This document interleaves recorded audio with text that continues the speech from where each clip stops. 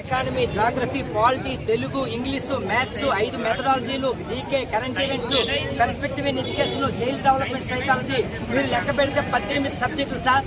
ఒక సబ్జెక్టుకి 5 రోజులు తీసుకున్నా కనీసం 90 రోజులు లేకపోతే రివిజన్ కూడా చేయలేము. కొంతమంది మేధావులు మాట్లాడుతున్నారు, గత సంవత్సరం అయింది మేము నోటిఫికేషన్ ఇస్తామంటే విద్యార్థులు ఏం చేశారని. అందరూ ఖాళీగా ఉండరు, కుటుంబ బాధ్యతలు తీసుకుని కార్పొరేట్ స్కూల్లోనూ మరొక వ్యవహారంలోనూ పనిచేసుకుంటారు. నోటిఫికేషన్ వచ్చిన తర్వాత సెలవు పెట్టుకొని చదువుతారు సార్. మీరు 40 రోజుల్లో ఎగ్జామ్ పెట్టివని చెప్పినప్పుడు అది మీరు లాజికల్ మాట్లాడితే సరిపోదు. ఇక్కడ సిలబస్ ని వాస్తవ దృష్ట్యా పేదరిక విషయాన్ని మీరు ఆలోచించి నిర్ణయాలు తీసుకోవాలి. అందులో చంద్రబాబు నాయుడు గారు డిఎస్సీకి నిబద్ధతగా మీరు తీసుకొస్తారనే, గత ప్రభుత్వంలో తక్కువ టైం ఇచ్చారనే మీరే నోటిఫికేషన్ రద్దు చేసి మా ప్రభుత్వం మంచి టైం ఇచ్చి మీకు ఆదుకుంటుందని చెప్పిన మీరే మమ్మల్ని ఇలా దొంగలా తొక్కడం అనేది కరెక్ట్ కాదు. ఇక సెకండ్ వన్, చేస్తున్న డిమాండ్లు మీరు ప్రభుత్వం వచ్చి సంవత్సరం అయింది ఎగ్జామ్ పెడుతున్నారు, ఏం చేస్తున్నారు అడుగుతున్నారు. మేము అడుగుతున్న ముఖ్యమంత్రి గారు, సంవత్సరం అయింది నిరుద్యోగ వృత్తి ఇస్తారని మేము అడిగామా? అడగలే. నిరుద్యోగులకు నిరుద్యోగ వృత్తి కాదు, కనీసం ఎగ్జామ్ ఫీజు అయినా 750 రూపాయలు తగ్గించమని అడిగామా? అడగలేదు. కానీ అడుగుతున్నది సిలబస్ ఎక్కువ ఉంది కాబట్టి ప్రామాణ్యమైన టైం ఇవ్వండి.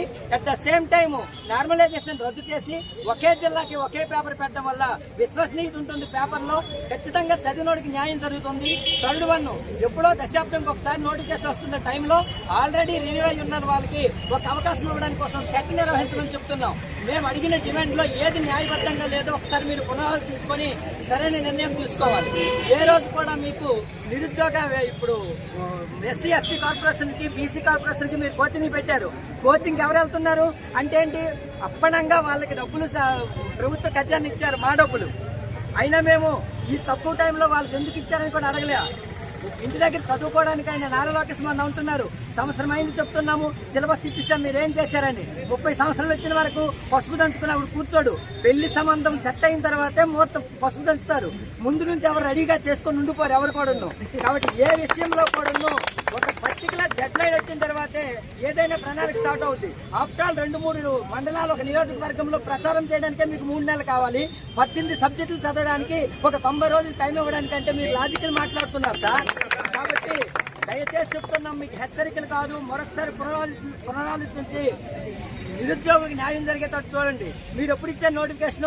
ఎప్పుడైతే కార్పొరేట్ సంస్థలు యాస్టర్లు ఇచ్చారో ఆ రోజు నోటిఫికేషన్ ఇచ్చారు. మళ్ళీ కార్పొరేట్ సంస్థలు ప్రారంభించడాన్ని ఫ్యాకల్టీ వాంటింగ్ లేకుండా మీ కార్పొరేట్ సంస్థలు కొమ్ము కాయడానికి మీరు ఆలోచించారా?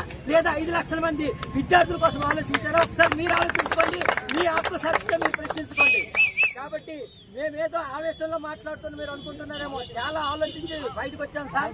ఇంత మండు ఎండలో ఆడపిల్లలు వచ్చేలా నిరసన చేస్తుంటే దాన్ని మీరు కనీసం పరిగణనలో తీసుకోకుండా మీరు ఏదో ఏసీ రూములు చూసుకుని లాజికల్ మాట్లాడుతుంటే ఇది కరెక్ట్ కాదు.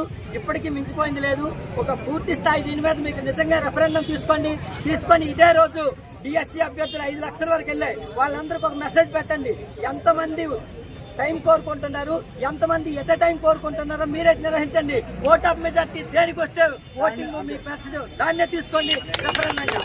అంతేగాని మీరేదో ఓట్ బ్యాంక్ రాజకీయాలు, నెక్స్ట్ పంచాయతీ ఎలక్షన్ వస్తున్నాయి, ఇలాంటి టైంలో మీరు ఎటువంటి నిర్ణయాలు తీసుకునే దాని ఇంపాక్ట్ పడుతుంది. ఇలాంటి లాజికల్ పక్కన పెట్టి మీరు టైం ఇవ్వడం వల్ల ఏంటంటే నష్టం? మరొకసారి చదువుతారు, మరింత క్వాలిఫైడ్ టీచర్ బయటకు వస్తాడు, అంటే రేపు విద్యార్థికి మరింత న్యాయం చేస్తాడు. అంతే తప్ప ఆబరా చదువుకుంటాడు, రేపు ఏం బోధిస్తాడు? కాబట్టి ప్రతి అంశంలో కూడా దీనికి ఎక్కడ ఎప్పుడు ఎవరితోనైనా చర్చించడానికి సిద్ధం. మీ ప్రభుత్వం తరపు దీనిపైన పునరాలోచించి ఒక మంచి నిర్ణయం తీసుకుంటారని కోరుకుంటున్నాం. Thank you one and all.